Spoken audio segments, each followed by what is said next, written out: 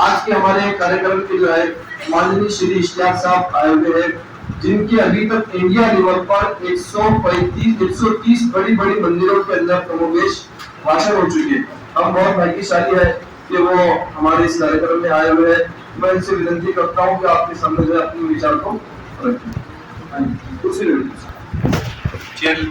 भाई किसी को जाना नहीं है, अपने थानेदार साहब का आपके सामने भाषण होना है।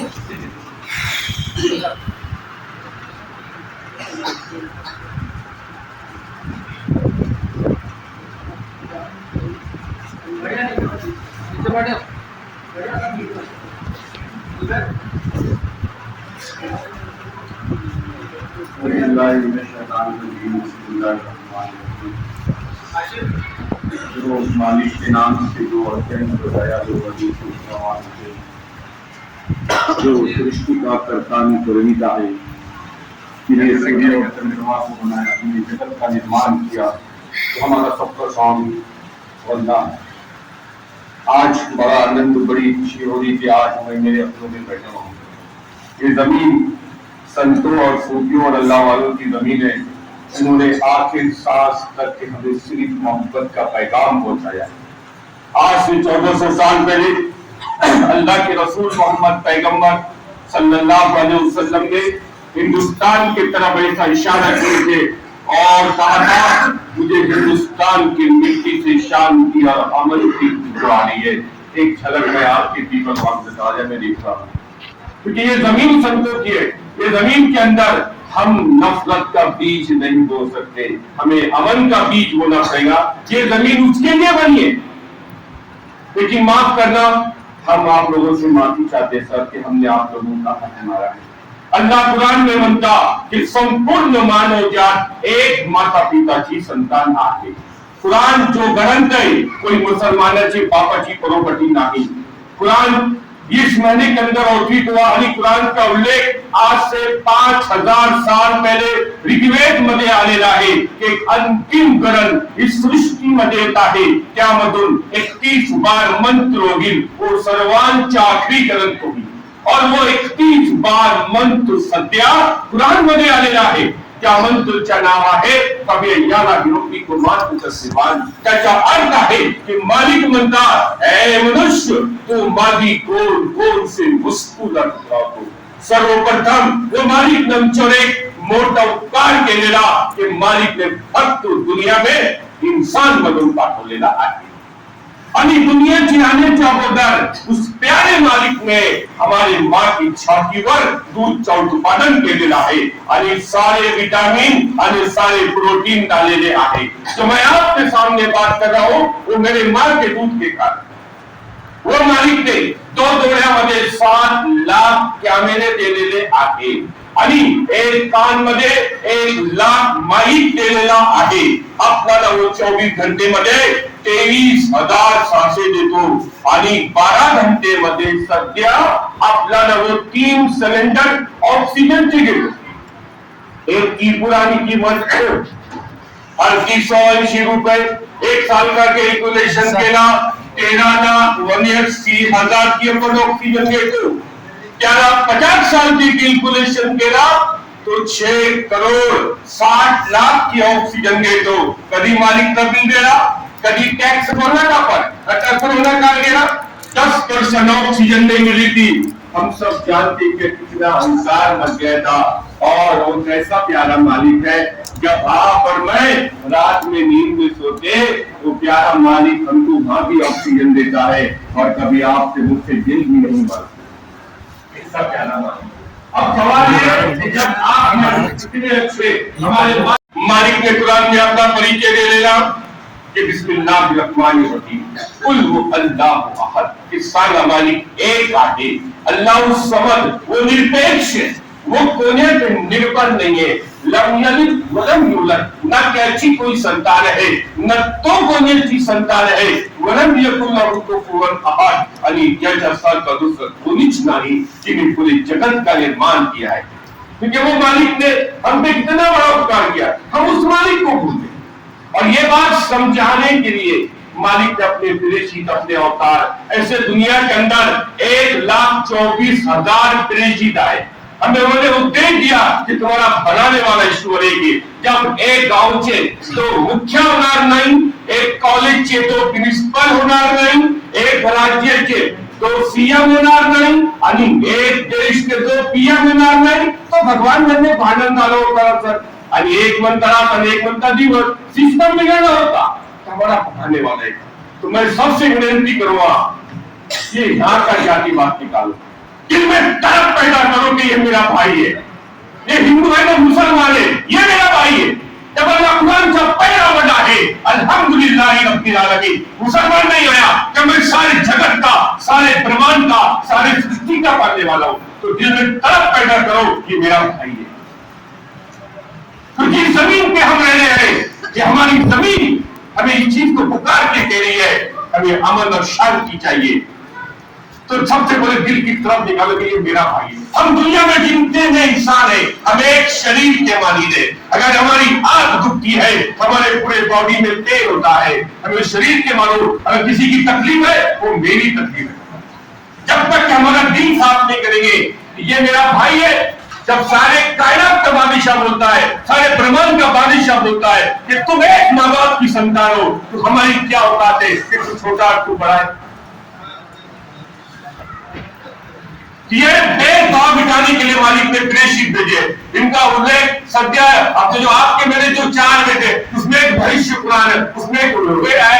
एक माधव महीने में बच्चा पैदा होगा, उनके पिता का नाम विष्णु यश होगा, माँ का नाम सुमिति होगा। विष्णु यश का मीनिंग है मालिक की आज्ञा का पालन करने वाला, हम उसी को उर्दू में अब्दुल्ला कहते हैं। और अब्दुल्ला का भी अर्थ वही होता है मालिक की आज्ञा का पालन करने वाला। उनके माँ का नाम सुमिति होगा, जिसको उर्दू में हम आमेना कहते हैं। इन्हीं को धम्म पत्र अध्याय क्रमांक 217 में लिखा है कि बौद्ध जी ने कहा, न मैं पहला बौद्ध हूँ और न ही आखिरी हूँ, मेरे बाद एक बौद्ध आएंगे, वो ज्ञानी होंगे, वो जो कुछ भी कहेंगे ईश्वर के ओर से कहेंगे। जब बौद्ध जी का अंतिम समय था, अपने शिष्य नंदा को बुलाया, हे नंदा मेरे बाद एक मैत्री आने वाले। तो मैत्री ही मोहम्मद पैगंबर सल्लल्लाहु अलैहि वसल्लम को बोला जाता है। उन्हीं को हिंदू समाज में कल्कि अवतार और नरंशंस बोला जाता है। इन्हीं को मुस्लिम समाज में पैगंबर रसूल बोला जाता है। इन्हीं को क्रिश्चियन समाज के अंदर एडिम बोला जाता है। अलग अलग भाषा में बोले थे। इसमें संत तुलसी महाराज का एक वचन है कि हर देश में तू नाम तेरे अनेक, तू बस एक है जो पूरे जगत का निराला है। और न मैं मुझे बताइए आप और मैं जो ऑक्सीजन दे रहे, अगर ये मेरे भगवान की तो बताइए आप क्यों ले रहे हो, और आपके भगवान की बताइए तो फिर मैं क्यों ले रहा हूँ। निसर्ग इस चीज को पुकार के कह रहा है हमारा बनाने वाला एक है, हमारा धर्म एक है, क्योंकि धर्म एक जीवन व्यवस्था है। तो मोहम्मद साहब का उपदेश था कि जब मैं घर में जाता, मैं मेरे बैकों के साथ में झाड़ू नहीं मारता, मैं मेरे बैकों के साथ में आटा भी बुनता। हम अपने दिल पे हाथ रख के देखो, आज हमने हमारे औरत को गुलाम बना के रख दिया है। कभी आपने मैंने सोचा एक औरत की कितनी बड़ी कुर्बानी होती है। जब एक बच्ची छोटी होती है, अपने माता पिता के अंदर में रहती है, वही बच्ची जब बड़ी होती है अपने पति के अंदर में चली जाती है, और वही बच्ची जब अठारी होती है वापस अपने ही बच्चों के अंदर में आना पड़ता है। कि बच्चों का सुनो, तो मोहम्मद साहब ने कहा जा तेरे माँ के पैरों तले स्वर्ग है और बाप जन्नत का स्वर्ग का दरवाजा है। अगर हमसे पूरी दुनिया खुश है और हमारे माता पिता हमसे खुश नहीं है, माफ करना हम कामयाब नहीं हो सकते। इसलिए मैं आप लोगों से रिक्वेस्ट करूंगा, जिंदगी में एक बार माँ बाप मिलती है, डबल नहीं मिलती।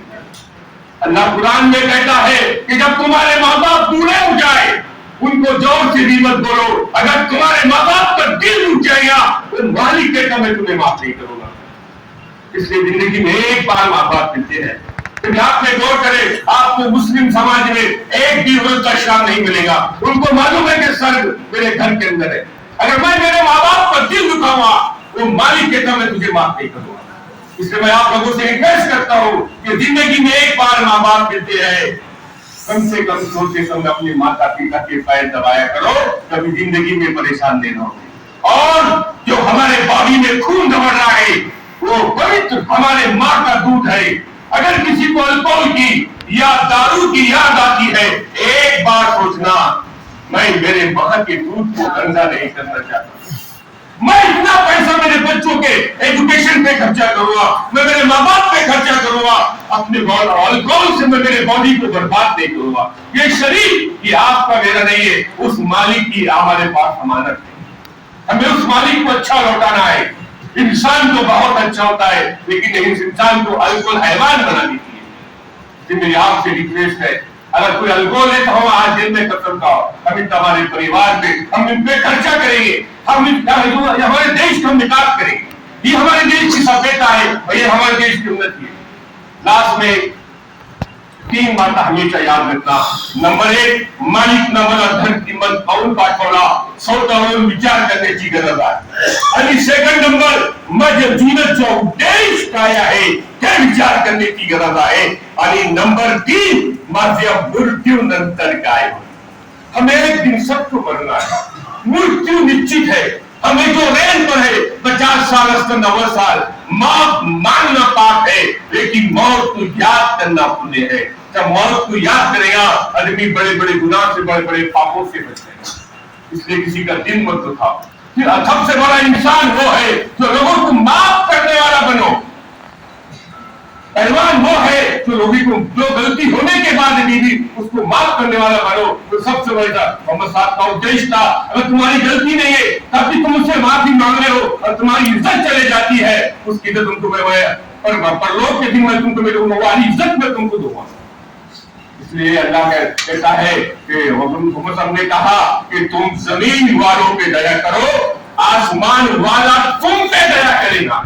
एक बहुत बड़े राइटर थे, जिंदगी पर बड़े बड़े पुण्य के काम किए और पुण्य का एक दिन का उनका निधन हो गया और दुनिया छोड़कर चले गए। एक के खास में बताइए आपका क्या हाल है, आप जिंदगी में तो बहुत अच्छे अच्छे कार्य करे, तो क्या मालिक आपको सर्व किया? हाँ सर्व, लेकिन एक बात क्या मिली, एक बार मैं उस दौर के अंदर पहले सही से ऐसा लिखा जाता था, पहले उसमें डुबा के, तो जब वो लिख रहे थे किताब को उस तरह का मक्खी आके बैठी थी और वो वली ने संत ने पूछा कि उन्हें 10 सेकंड के जो कलम को रोक दिए कि वो जो मक्खी वो सही पी रही थी, वो जब तक मैं रुक जाऊंगा तो उसका पेड़ भर जाएगा, तो मैं लिखना शुरू करूंगा। तो मालिक ने कहा कि जो मैंने जिंदगी में इतने मैंने किताबें लिखा हूं, मालिक ने मुझे सर्ग नहीं दिया, बल्कि एक मक्खी जो वो सही पी रही थी, जो मालिक की मखलूक थी, मैंने उस पे दया किया कि वो अपना पेट भर के मक्खी चलेगी। वो मालिक को वादा बहुत पसंद नहीं, उस मालिक ने उसके बदले मुझे स्वर्ग दिया है। तो ये है मालिक का कर्म। एक जो बेचारी वेशी आजा रास्ते से जा रही थी और एक कुत्ता पानी से तड़प रहा था, अपना मोजा निकाल के वो पानी कुत्ते को पिला दी, मालिक उसे स्वर्ग दिया है। इसलिए अल्लाह ने कहा कि तुम जमीन वालों की दया करो, आसमान वाला तुमकी करेगा। मालिक कहता है ये दुनिया ये मेरा कुंबा, ये मेरा कुटुंब है, इसकी मदद करो, सबसे करीब रहेगा। ये आप लोगों से रिक्वेस्ट है।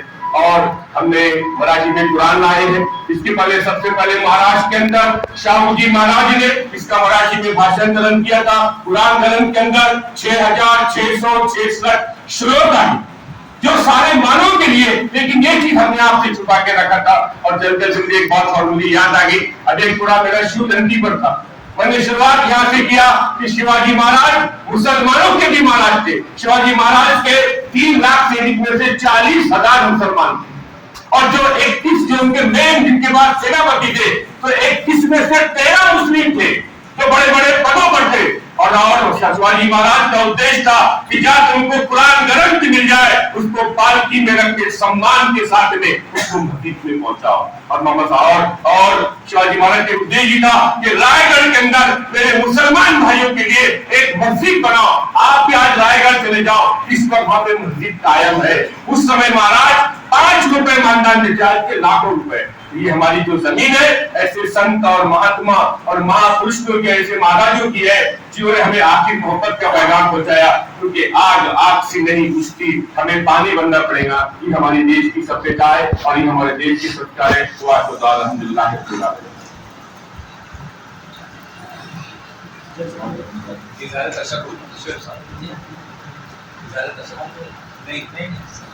तो मैं आप सबका और हमारे जितने आज के मेहमान हैं उन सबका मैं आज तहे दिल से मैं शुक्रिया अदा करना चाहूँगा कि आप लोगों ने अपना समय निकाला और यहाँ पर हमने आपको दावत दी, आप आए। इस तरह अगर हम करते रहेंगे तो यकीन जाएंगे देश की फिजा भी बदलेंगी, हमारे दिल मिलेंगे।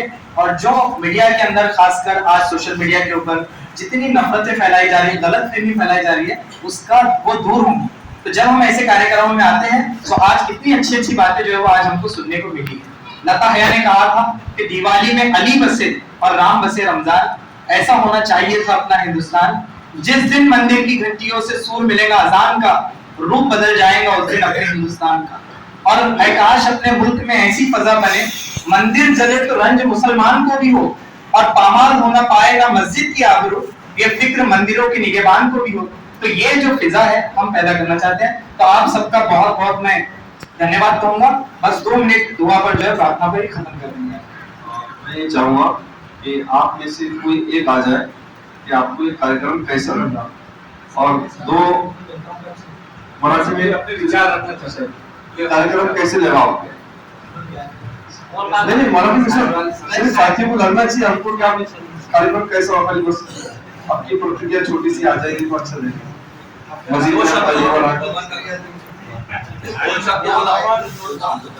सिर्फ 2 मिनट के लिए। हाँ जी ठीक है, सुन ले समय होगा नमाज का।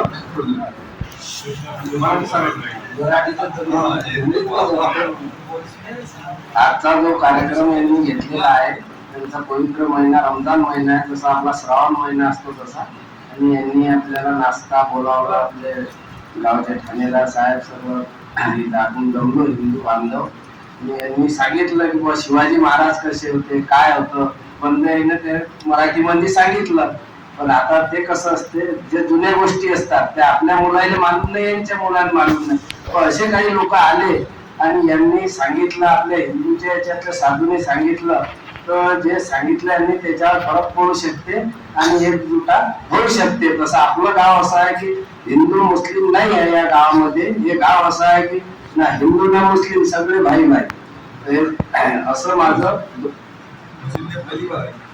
नहीं मस्जिद में क्या मेरा घर ही है।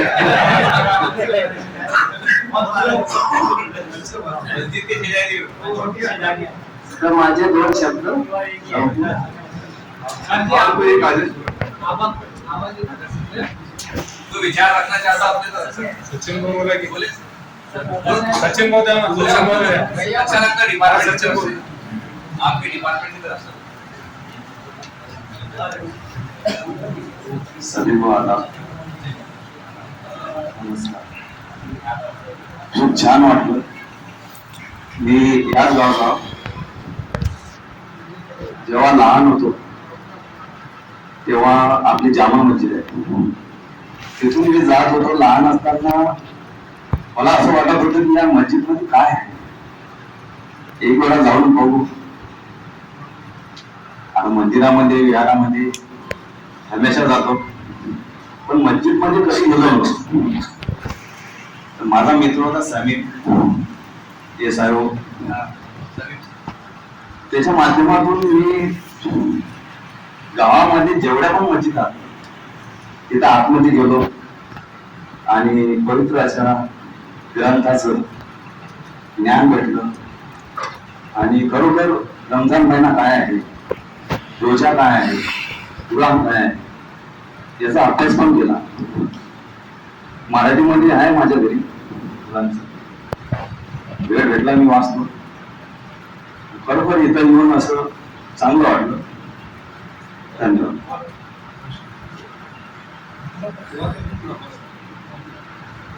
रमजान के बाद में एक और चीज आती है, बताइए क्या होता।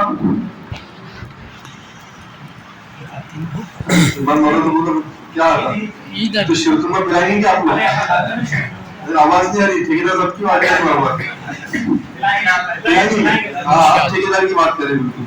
भाई सब तैयार है इनकी बात में, अच्छा बड़ा कार्यक्रम रखेंगे सबके साथ, आइए बात सर बहुत अच्छा।